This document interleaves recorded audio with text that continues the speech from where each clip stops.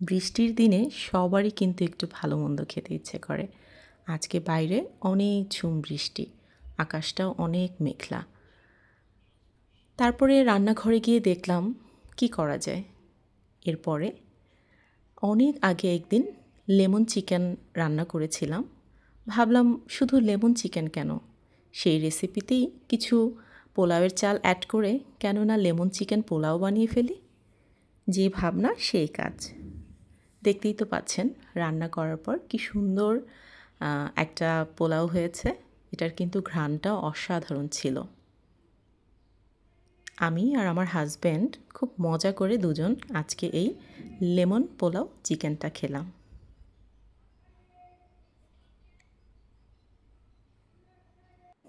আর কথা না বাড়িয়ে সরাসরি চলে যাই রেসিপিতে। প্রথমেই আমি একটা প্যানে 2 টেবিল চামচ বাটার অ্যাড করছি। আমি এই পোলাওয়ে অনেক বেশি তেল বা বাটার ব্যবহার করব না। আমি একটু এই জন্য পরিমাণে কম দিয়েছি। কেউ চাইলে বাটারের পরিমাণ আরেকটু বাড়িয়ে দিতে পারেন। এরপরে ছোট 1 কাপ পেঁয়াজ কুচি অ্যাড করে দিলাম। পেঁয়াজটাকে একটু সময় নিয়ে ভেজে ব্রাউন করে নেব। এরপরে এতে অ্যাড করব গোটা গোলমরিচ, দারচিনি, জিরা এবং কয়েকটা এলাচ। সব কিছু দিয়ে আবারও একটু ভালো করে ভেজে নেব।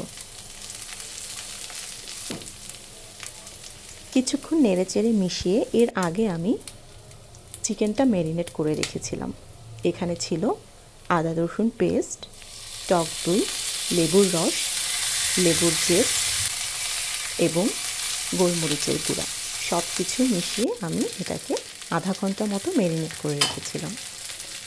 এরপরে প্যানে আগে যে পেঁয়াজ কুচি এবং অন্যান্য মশলা ভাজছিলাম তার মধ্যে মাংস 2 পিসকে একটু ভালো করে ভেজে এবং সেই ম্যারিনেটের মিশ্রণটাকে দিয়ে এখানে ভালো করে কিছুক্ষণ কষিয়ে নেব। এতে করে পুরো মশলাটা মাংসের মধ্যে ঢুকে যাবে।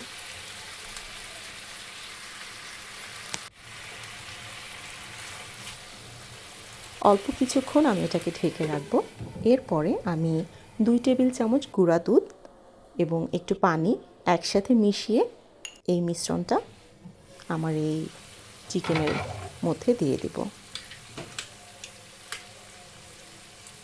এরপরে এটাকে 10 থেকে 15 মিনিটের মতো চুলায় রেখে দিব। একটু ভালো করে যেন মশলাটা চিকেনের সাথে অ্যাড হয় এবং চিকেনটা খুব ভালোভাবে সিদ্ধ হয়ে যায়। আবারও কিছুক্ষণ মাংসটা ঢেকে রাখব।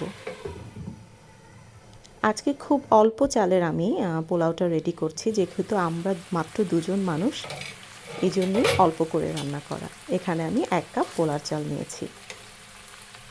এখন যেটা করব, মাংস 2 পিস আমি আগে থেকে উঠিয়ে রাখবো এবং এই মশলায় আমি পোলার চালটা কিছুক্ষণ ভেজে নেব।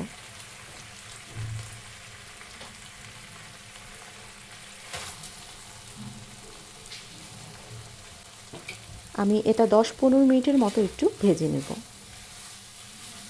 যাতে মশলায় খুব সুন্দর করে পোলার চালটা ভাজা হয়ে যায়। এরপরে আমি যতটুকু পোলাওর চাল তার ডাবল পানি গরম করে রেখেছিলাম, সেই গরম পানিটা এই পোলাওর চালে দিয়ে দিলাম। এরপরে খুব ভালো করে এটাকে মিশিয়ে নেব। এরপরে অপেক্ষা করব বলক আসা পর্যন্ত। বলক চলে আসলে এর মধ্যে আগে থেকে তুলে রাখা চিকেনটা দিয়ে দিচ্ছি।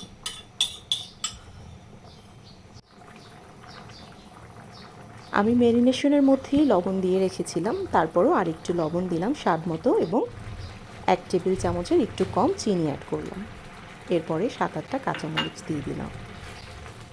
পোলাও আর চালে যখন সমান সমান হয়ে আসবে তখন আমি এটাকে ঢেকে দেব। তার আগে আমি কিছু লেমন স্লাইস এটার উপরে দিয়ে দিলাম, কিন্তু এটা আমি খুব বেশিক্ষণ রাখবো না, ঢেকে সর্বোচ্চ 5 মিনিট রেখে তুলে রাখবো।